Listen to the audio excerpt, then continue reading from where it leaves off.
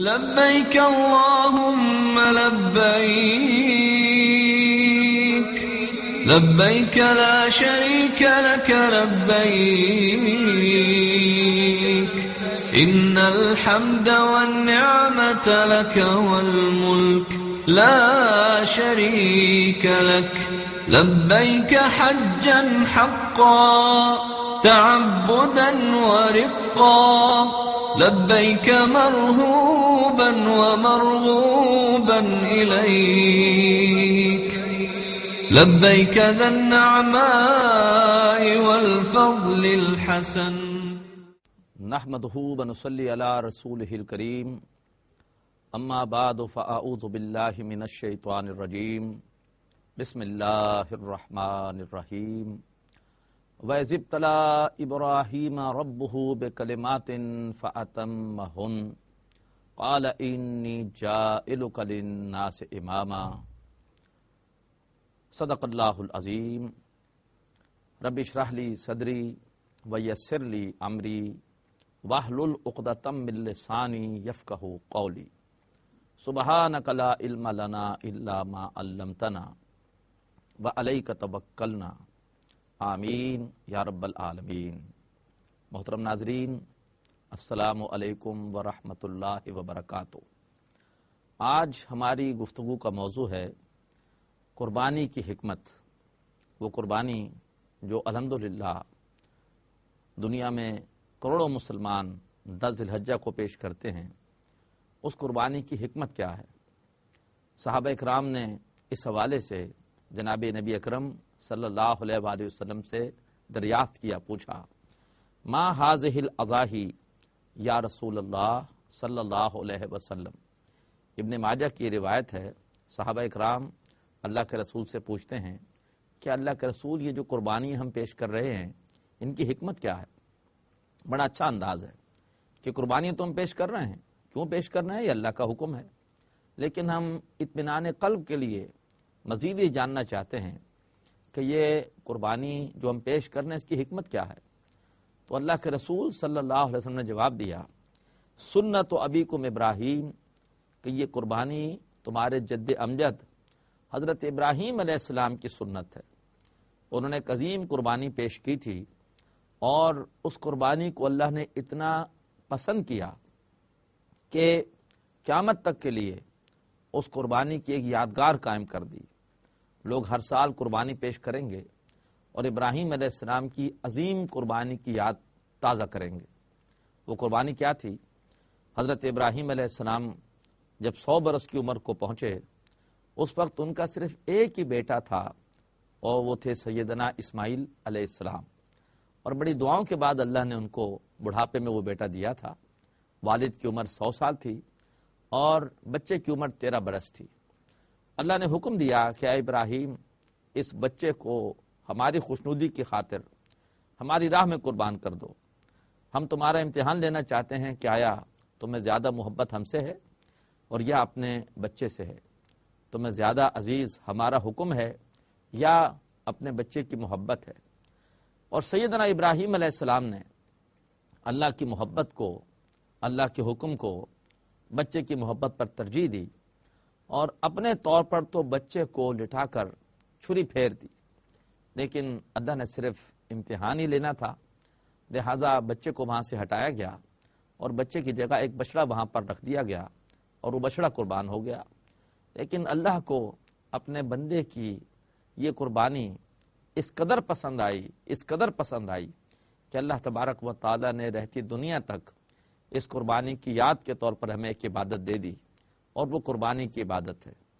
تو آپ نے ارشاد فرمایا صلی اللہ علیہ وسلم کہ قربانی کی حکمت کیا ہے؟ اس کی حکمت یہ ہے کہ سنت ابیکم ابراہیم، یہ تمہارے جد امجد ابراہیم علیہ السلام کی ایک سنت ہے۔ ناظرین نوٹ کیجئے کہ جو ابراہیم علیہ السلام نے عظیم قربانی پیش کی اور اپنے بیٹے کو اللہ کی راہ میں پیش کر دیا، قربان کرنے کی اپنے سے تو پوری کوشش کی، اللہ تعالیٰ کا فیصلہ کچھ اور تھا، اللہ نے صرف امتحان ہی لینا تھا۔ یہ اصل میں ایک قربانی نہیں ہے، ابراہیم علیہ السلام کی پوری حیات مبارکہ قربانیوں کی ایک داستان ہے۔ ویسے تو اللہ نے دنیا میں ہر انسان کو بنایا ہے اس لیے تاکہ اللہ تبارک و تعالیٰ اس دنیا میں اس کا امتحان لے۔ سورہ ملک آیت نمبر 2 میں اللہ ارشاد فرماتے ہیں خلق الموت والحیات لیبلوکم ایکم احسن عملا۔ اللہ نے موت اور حیات کا سلسلہ اس لیے بنایا ہے تاکہ اللہ تمہارا امتحان لے کہ تم میں سے عمل کے اعتبار سے کون اچھا ہے۔ کل زمے ہستی سے تو ابرا ہے مانند حباب، اس زیاں خانے میں تیرا امتحان ہے زندگی۔ تو یہ زندگی ایک امتحان ہے، میرا بھی امتحان ہے، آپ کا بھی امتحان ہے۔ بڑی چھوٹی سی زندگی ہے دنیا کی۔ اس دنیا میں اگر ہم نے ترجیح دی آخرت کو، ترجیح دی شریعت کو، ترجیح دی اللہ کی محبت کو، ہم امتحان میں کامیاب ہو گئے۔ اور اگر خدا نہ خواستہ ہم نے ترجیح دی دنیا کی محبتوں کو، اپنی نفس کی خواہشات کو، اپنے نفس کے مرغوبات کو، ہم ناکام ہو گئے، برباد ہو گئے۔ اللہ ہمیں ناکامی سے بچائے، اللہ ہمیں کامیابی عطا فرمائے۔ لیکن اسی امتحان کی ایک کامل ترین مثال وہ حضرت ابراہیم علیہ السلام، ان کی حیات مبارکہ ہے۔ حضرت ابراہیم علیہ السلام کے حوالے سے اللہ تعالیٰ ارشاد فرماتے ہیں سورۃ البقرہ آیت 124 میں وَإِذِ ابْتَلَىٰ إِبْرَاهِيمَ رَبُّهُ بِكَلِمَاتٍ فَأَتَمَّهُنَّ۔ یاد کرو جب کہ ابراہیم علیہ السلام کو ان کے رب نے آزمایا تھا بعض بڑی بڑی باتوں میں، فَأَتَمَّهُنَّ، اور انہوں نے ان تمام باتوں کو پورا کیا۔ اللہ نے جو بھی حکم دیا ابراہیم علیہ السلام نے اس پر عمل کیا۔ اذ قال له ربه اسلم، جب بھی ان کے رب نے کہا کہ ابراہیم میرا کہنا مانو، قال اسلمت لرب العالمین، فوراً کہا کہ میں نے کہنا مانا اس ہستی کا جو کہ تمام جہانوں کے مالک اور پروردگار ہے۔ سورۃ البقرہ آیت 132۔ تو ابراہیم علیہ السلام کی پوری زندگی ایک امتحانوں کی داستان ہے۔ سب سے پہلے ابراہیم علیہ السلام کا امتحان ہوا ان کے فکر و نظر کا۔ ایک ایسے ماحول میں پیدا ہوئے جہاں شرک کا گھٹا ٹوپ اندھیرا تھا۔ کئی شرک تھے۔ ایک شرک تھا بت پرستی کا، مذہبی شرک، اور وہ بت جو کہ بت خانے میں پوجے جاتے تھے ان کے اپنے گھر پہ تیار ہوتے تھے، اور ان کا والد آزر وہ بت پرستی کے اس پورے کے پورے نظام میں ایک بہت بڑا پجاری، بہت بڑا پروہت اور بہت بڑا پنڈت تھا۔ اگر یہ اسی بت پرستی کے شرک کو قبول کر لیتے تو گدی نشین ہو جاتے اور زندگی بھر عیاشی کرتے۔ ایک عام کسان وہ بھی ان کے پاس آتا دعا کرانے کے لیے، نذرانہ پیش کرتا، اور بادشاہ وقت بھی ان کے پاس آتا، ان کی قدم بوسی کرتا اور ان کو بڑے انعامات اور خلوتوں سے نوازتا۔ لیکن ابراہیم علیہ السلام نے اس کے حوالے سے غور و فکر کیا کہ آیا یہ جو کچھ کیا جا رہا ہے آیا یہ واقعتاً فطرت کے مطابق ہے کہ نہیں۔ دوسرا شرک اس معاشرے میں تھا سورج پرستی، چاند پرستی، ستارہ پرستی کا، یہ بھی مذہبی شرک تھا۔ اور تیسرا شرک سیاسی شرک تھا۔ نمرود خدائی کا اور ربوبیت کا دعوے دار بن کر بیٹھا ہوا تھا۔ ابراہیم علیہ السلام نے عام لوگوں کے برعکس ان تصورات کے اوپر غور و فکر کر کے ان کے خلاف بغاوت کی، ورنہ عام طور پر لوگ اکثر و بیشتر وہی عقیدے اختیار کر لیتے ہیں جو انہیں موروثی طور پر اپنے ماں باپ سے ملتے ہیں، اور انہوں نے بادشاہ وقت کو بھی رب ماننے سے انکار کر دیا۔ قرآن مجید میں ان تمام باتوں کا بڑی تفصیل کے ساتھ ذکر ہے۔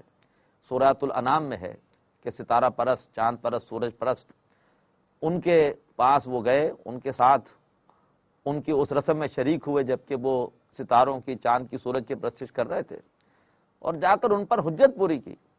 ان سے کہا کہ دیکھو یہ ستارہ جو خود ڈوب گیا ہے یہ تمہیں کیا عروج دے گا، جو خود برباد ہو گیا وہ تمہیں کیا ترقی دے گا، اسی طرح سے چاند جو خود ڈوب گیا وہ تمہاری کیسی قسمت سنوار سکتا ہے، وہ سورج جو خود ڈوب گیا وہ تمہیں کیسے نواز سکتا ہے۔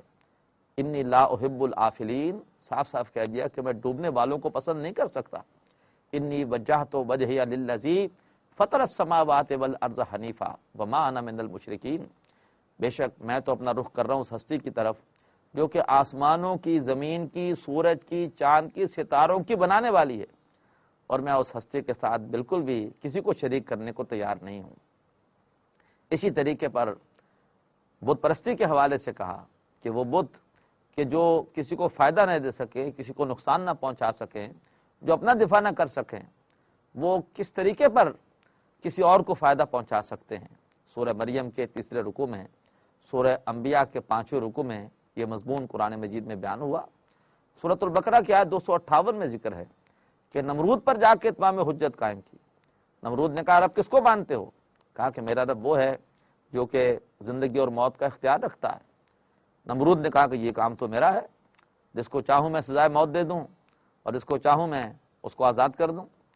ابراہیم علیہ السلام نے فرمایا کہ میرا رب وہ ہے جو سورج کو نکالتا ہے مشرق سے اور غروب کرتا ہے مغرب میں۔ اگر تمہارے پاس اختیار ہے تو سورج کو مغرب سے نکال کر دکھاؤ۔ فبہت الذی کفر، وہ کافر مبہوت ہو کر رہ گیا، حیران ہو کر رہ گیا، ہکا بکا رہ گیا، اس کے پاس کوئی جواب نہ تھا۔ تو ناظرین، یہ ابراہیم علیہ السلام کا امتحان تھا فکر و نظر کا، اس میں کامیاب ہو گئے۔ اب اس کے بعد عملی امتحان شروع ہوا، لہذا سب سے پہلے گھر پہ امتحان شروع ہوا۔ والد ناراض ہوئے کہ ابراہیم تم نے کیوں اپنے آباء و اجداد کی روایت اور ان کے عقائد سے بغاوت کی ہے؟ اراغب انت عن آلہتی یا ابراہیم، اے ابراہیم کیا تم میرے معبودوں سے برگشتہ ہو، میرے معبودوں کو نہیں مانتے؟ لارجمنک واہجرنی ملیہ، لئن لم تنتہ لارجمنک واہجرنی ملیہ، اگر تم نے باز نہ آئے اور اگر تم نے اسی طرح سے میرے معبودوں کی نفی کی تو جان لو کہ پھر میں تمہیں پتھر مار مار کے سنسار کر دوں گا، لہٰذا تم میرے گھر سے نکل جاؤ۔ لہٰذا اب ایک طرف والدین کی محبت تھی، ایک طرف گھر کا آسائش و آرام تھا۔ سیدنا ابراہیم علیہ السلام نے والدین کی محبت کو اللہ کی محبت کے سامنے قربان کیا، گھر کے آرام اور آسائش کو اللہ کی محبت کے سامنے قربان کیا اور کہا سلام علیک ساستغفر لک ربی، سلام کہتے ہوئے اپنے والد کو گھر سے نکل گئے اور ساتھ ہی کہا کہ میں انقریب آپ کے لیے اپنے رب سے بخشش کی دعا کروں گا، آپ سے استغفار کروں گا۔ ابراہیم علیہ السلام نے اپنا وعدہ نبھایا اور والد کے لیے بخشش کی دعا مانگتے رہے، لیکن جب معلوم ہوا کہ والد شرک کی حالت میں ہی دنیا سے چلا گیا ہے تو پھر اس کے بعد اپنے والد سے اعلان برات کیا۔ سورہ توبہ آیت 114 میں ہے کہ فلما تبین لہ انہ عدو للہ تبرأ منہ، جب ان پر یہ بات واضح ہو گئی کہ ان کا والد اللہ کا دشمن تھا اور اس دشمنی میں ہی وہ دنیا سے چلا گیا ہے تو پھر آپ نے اس سے اعلان برات کیا، دوبارہ اس کے لیے دعا استغفار نہیں کی۔ اب اس کے بعد اگلا امتحان ابراہیم علیہ السلام کا تھا اپنی قوم کی عصبیت اور قوم کی محبت کا۔ جو آدمی گھر سے نکال دیا جائے وہ پھر باہر لوگوں کے ساتھ بنا کر رکھنے کی کوشش کرتا ہے، لیکن ابراہیم علیہ السلام مصلحتوں کا شکار نہیں تھے، مصلحتوں میں آنے والے نہیں تھے۔ براہیم نظر پیدا مگر مشکل سے ہوتی ہے، ہوس چھپ چھپ کے سینوں میں بنا لیتی ہے تصویریں۔ آپ نے کسی مصلحت کو آڑے آنے نہیں دیا اور پوری قوم کو بت پرستی کے حوالے سے سوچنے پر مجبور کر دیا۔ ان کے بت خانے میں داخل ہوئے، چھوٹے بتوں کو توڑ دیا، بڑے بت کو سلامت رہنے دیا، اور جب قوم نے پوچھا کہ ابراہیم ہمارے بتوں کا یہ حشر کس نے کیا ہے، کہا کہ جو جائے وقوع ہے جہاں یہ حادثہ ہوا ہے اس سے محسوس ہوتا ہے کہ یہ کام تو بڑے نے کیا ہوگا، ہے بھی بڑا، ہے بھی خود سلامت، اور جو تیشہ جس آلے سے چھوٹے بتوں کو توڑا گیا ہے وہ بھی اس کے کندھے پر پڑا ہوا ہے، لہذا اسی نے کیا ہوگا۔ اور جو بت تمہارے ابھی صرف مجروح ہوئے ہیں، کسی کا صرف ہاتھ اگر ٹوٹا ہے، صرف کان ٹوٹا ہے، ان سے پوچھ لو کہ ان کی یہ درگت کس نے بنائی ہے۔ قوم پکار اٹھی، قوم جواب دینے پر مجبور ہو گئی، ابراہیم تم تو جانتے ہو کہ یہ بول نہیں سکتے۔ یہ پورا واقعہ سورہ انبیاء کے 5ویں رکوع میں بڑی تفصیل کے ساتھ آیا ہے۔ ابراہیم علیہ السلام اپنی قوم کا یہ جواب ہی سننا چاہتے تھے۔ فرمایا کہ خود سوچو کہ جو بت اپنا دفاع نہ کر سکے وہ تمہیں کیا فائدہ دیں گے اور تمہیں کیا نقصان پہنچائیں گے۔ اف لکم ولما تعبدون من دون اللہ، تف ہے تم پر بھی اور ان پر بھی جن کو تم اللہ کے سوا پوچھتے ہو۔ اب اس کے بعد قوم نے عصبیت کا مظاہرہ کیا، اور وہ پنڈت جو کہ مذہبی چودھری تھے اور جن کو اس پورے شرک کے نظام میں نذرانے وصول ہوتے تھے اور جن کو لوگ بڑا مانتے تھے، ان کے ساتھ آڑے آئے۔ ان پر حالانکہ حق واضح ہو گیا، لیکن انہوں نے اپنے مفادات کو ترجیح دی اور کہا کہ حرقوہ وانصروا آلہتکم، جلا دو ابراہیم کو اور اپنے معبودوں کی مدد کرو۔ اور اس کے بعد انہوں نے کافی دن تک ایک بڑا سا گڑھا کھود کر اس میں آگ کا ایک الاؤ تیار کیا، خوب آگ جلائی، اور ابراہیم علیہ السلام کا امتحان اب ہو گیا کہ آیا ان کو اپنی جان عزیز ہے اور یا یہ ہے کہ عقیدہ توحید اور اللہ کی محبت عزیز ہے۔ ابراہیم علیہ السلام نے ترجیح دی کہ اس کو اللہ تبارک و تعالیٰ کی محبت کو، اور باوجود اس کے کہ جان ہر ایک کو عزیز ہوتی ہے، ابراہیم علیہ السلام آگ میں کودنے پر تیار ہو گئے۔ بے خطر کود پڑا آتش نمرود میں عشق، عقل ہے محو تماشائے لب بام ابھی۔ قوم نے یہ سمجھا تھا کہ ابراہیم علیہ السلام آگ کو دیکھ کر ڈر جائیں گے اور اپنی جان کی محبت میں عقیدہ توحید اس کو ترک کر دیں گے، دوبارہ آباء و اجداد کے عقیدے پر آ جائیں گے، لیکن اللہ تعالیٰ فرماتے ہیں سورۃ الانبیاء میں وَأَرَادُوا بِهِ كَيْدًا فَجَعَلْنَاهُمُ الْأَخْسَرِينَ، انہوں نے ابراہیم علیہ السلام کے خلاف ایک سازش کی تھی، لیکن اللہ نے انہی کو کر دیا خسارے میں جانے والا۔ سورہ صافات میں آیا کہ فَجَعَلْنَاهُمُ الْأَسْفَلِينَ، اللہ تعالیٰ نے انہیں ہی نیچا دکھایا، انہیں ہی پستیوں میں گرا دیا۔ ابراہیم علیہ السلام سرخرو ہوئے۔ باقی ناظرین، ہمارا یہ ایمان ہے کہ ہر شے میں اگر تاثیر ہے تو وہ اللہ ہی کی پیدا کردہ ہے، اور اللہ تعالیٰ جب چاہے اس کی تاثیر کو ختم کر سکتا ہے۔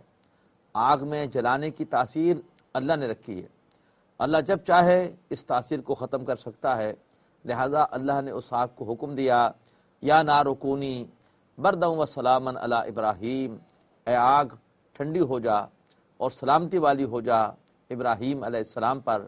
لہٰذا وہ آگ نہ صرف ٹھنڈی ہوئی بلکہ گل و گلزار بن گئی اور ابراہیم علیہ السلام محفوظ رہے۔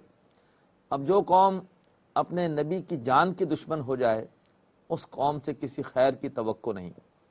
اگر ابراہیم علیہ السلام اب بھی اس قوم کے درمیان رہتے اور اپنے وطن کی سہولیات سے استفادہ کرتے تو انہیں ذاتی فائدہ تو حاصل ہوتا، لیکن جو اصل ان کا مشن تھا لوگوں تک حق پہنچانا، لوگوں کو توحید کے عقیدے کی طرف لے کر آنا، اس مشن کے حوالے سے اب وہاں پر رہنا قطعاً مفید نہیں تھا۔ اب ایک بہت بڑا امتحان آ گیا، اور وہ یہ تھا کہ آیا وہ وہیں پر رہ کر اپنے وطن، اپنے علاقے اور اپنے لوگوں کی موجودگی میں جو سہولیات مل سکتی ہیں ان سے استفادہ کریں، اور یا پھر یہ ہے کہ وہاں سے ہجرت اختیار کریں۔ ابراہیم علیہ السلام نے وطن کی محبت کو، اپنی سرزمین کی محبت کو، اپنے سرزمین کی سہولیات کو، سب کو قربان کیا اور پکارا انی ذاہب الی ربی سیہدین، میں تو اپنے رب کے بھروسے پر جا رہا ہوں، وہ ضرور میرے لیے رستہ نکالے گا۔ اس زمانے کی ہجرت آسان ہجرت نہیں تھی۔ آج تو ہمیں جغرافیے کا علم ہے، ہمیں معلوم ہے کہ اگر ہم ایک شہر سے نکلیں گے تو پھر کتنے فاصلے پر کوئی اور بستی ہے کہ جہاں سے پانی، ضروریات زندگی، خوراک مل سکتی ہے، جہاں پر ہمارے لیے کوئی رات کے قیام کا سلسلہ ہو سکتا ہے۔ اس زمانے میں ان تمام حوالوں سے کوئی زیادہ معلومات انسان کے پاس نہیں تھی۔ ابراہیم علیہ السلام اللہ کے سہارے تمام اپنے وطن کے آسائش و آرام کو چھوڑ کر نکل کھڑے ہوئے۔ پھر اس کے بعد ابراہیم علیہ السلام نے اپنی پوری زندگی لگا دی مختلف علاقوں میں جا کر اور توحید کی دعوت دینے میں۔ کبھی فلسطین میں ہیں، کبھی مصر میں ہیں، کبھی حجاز میں ہیں، اور یوں اس مشن میں محنت کرتے، بھاگ دوڑ کرتے کرتے ابراہیم علیہ السلام جوانی سے بڑھاپے کی منزل پر پہنچ گئے، اور ان کے بال جو کبھی سیاہ تھے رفتہ رفتہ سفید ہو گئے۔ 87 برس کی عمر میں اللہ تبارک و تعالی سے دعا کی رب ہب لی من الصالحین، اے میرے رب میں ابھی تک اولاد کے ثمر سے محروم ہوں، مجھے صالحین میں سے، نیکوکاروں میں سے ایک بیٹا عطا فرما۔ اللہ نے دعا قبول کی اور اللہ نے 87 برس کی عمر میں ان کو حضرت اسماعیل علیہ السلام عطا فرمائے۔ لیکن جیسی یہ بیٹا عطا ہوا، اللہ کی طرف سے ایک اور آزمائش آ گئی۔ اللہ نے حکم دیا کہ اس بیٹے کو اور اس کی والدہ حضرت ہاجرہ سلام علیہا کو حجاز میں میرے محترم گھر کے پاس جا کر چھوڑ آؤ۔ وہ گھر جسے ہم کہتے ہیں بیت اللہ، مسجد حرام، وہ گھر اصل میں حضرت آدم علیہ السلام نے اولاً تعمیر کیا تھا، لیکن رفتہ رفتہ مختلف حوادث سے اس گھر کی بنیادیں تو سلامت تھیں، لیکن اوپر کی دیواریں شہید ہو چکی تھیں۔ فرمایا کہ اس گھر کے پاس اپنی بیوی اور اپنے اس نوزائیدہ بچے کو چھوڑ آؤ۔ اندازہ آپ کر سکتے ہیں ناظرین کہ کتنا بڑا امتحان تھا۔ اللہ نے بڑھاپے میں بڑی دعاؤں کے بعد ایک جگر کا ٹکڑا عطا کیا ہے، اور حکم دیا جا رہا ہے کہ اس کو جا کر ایک ایسی سرزمین میں چھوڑ آؤ کہ جسے سورہ ابراہیم میں کہا گیا وادن غیر ذی زرع، ایک ایسا علاقہ جو بالکل بنجر ہے، جہاں پر نہ پانی ہے، جہاں پر نہ کوئی نباتات ہے، اور کوئی زندگی کا امکان نہیں ہے، کوئی آبادی نہیں ہے، وحشت ہی وحشت ہے۔ کہا جا رہا ہے کہ وہاں چھوڑ کر آ جاؤ۔ ابراہیم علیہ السلام نے اللہ تبارک و تعالیٰ کے اس حکم پر بھی عمل کیا، اور بیوی کی محبت، بچے کی محبت کو قربان کیا، اور جا کر وہاں پر چھوڑ کر آ گئے۔ جب وہاں پر چھوڑ کر واپس جا رہے تھے تو پیچھے سے پوچھا زوجہ نے، ہمیں کیوں چھوڑ کر جا رہے ہیں؟ اتنی ہمت نہیں تھی کہ پیچھے مڑ کر دیکھ سکتے اور اپنے جذبات کو قابو رکھ سکتے، جذبات کو قابو میں رکھ سکتے، لہذا جواب نہیں دیا۔ دوبارہ پوچھا ان کی زوجہ نے کہ ہمیں کس کے سہارے چھوڑ کر جا رہے ہیں؟ پھر جواب نہیں دیا۔ پھر زوجہ نے پوچھا کہ کیا اللہ نے حکم دیا ہے؟ تو بغیر ان کی طرف دیکھے ہوئے، اپنے جذبات کو سینے میں تھامے ہوئے، اپنے آنسوؤں کو روکے ہوئے صرف سر ہلا دیا کہ ہاں مجھے اللہ نے اس کا حکم دیا ہے۔ اور بیوی نے جواب دیا اگر اللہ نے حکم دیا ہے تو پھر ہمیں کوئی پرواہ نہیں، اللہ تبارک و تعالیٰ کے حکم پر ہر چیز قربان ہے۔